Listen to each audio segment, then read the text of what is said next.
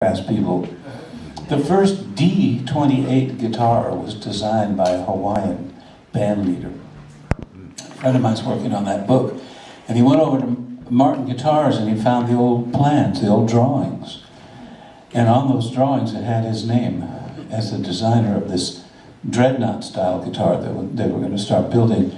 And for you fact checkers, or enthusiasts of historical conundrums, perhaps the paradox of all this, those guitars were made by the Ditson Company before Martin made them.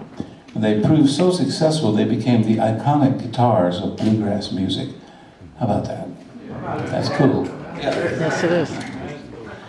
And when I was a bluegrass boy working with Bill Monroe, you know, we used to play the Grand Ole Opry downtown at the Ryman Auditorium. I remember the thrill of walking out on that stage and seeing those big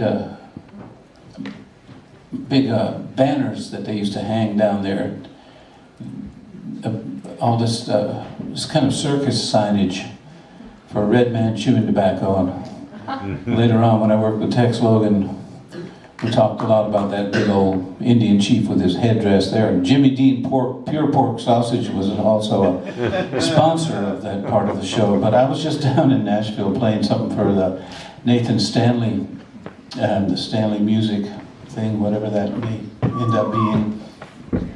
And I played at the new Ryman Auditorium. Of course, the Opry's been there for years now. And right in the center of the stage, there's a complete circle that you stand in, and it's the old flooring from the Ryman Auditorium in a circle. So you get to be part of history, even if you never got to the Ryman. You standing on those old planks, those old boards.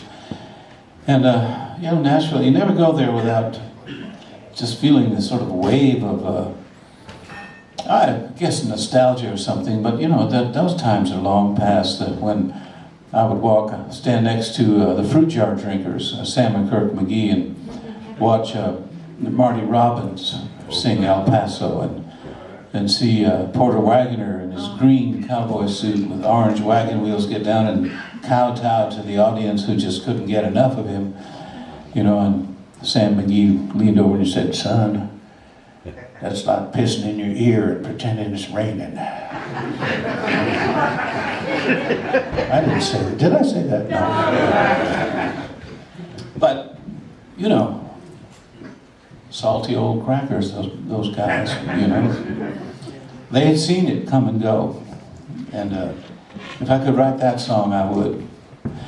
But I'll just sing you this one that came about when we drove out of Nashville in the old bus called the Bluegrass Breakdown, and we ended up in Horse Caves, Kentucky, broke down. And I was standing outside the bus, and Bill Monroe walked up to me and he sang this melody. He said, "Listen good to this boy and don't you ever forget it." And I thought, "Oh, I won't forget it," and I wrote half the song. So we had a good time. This is The Walls of Time. And the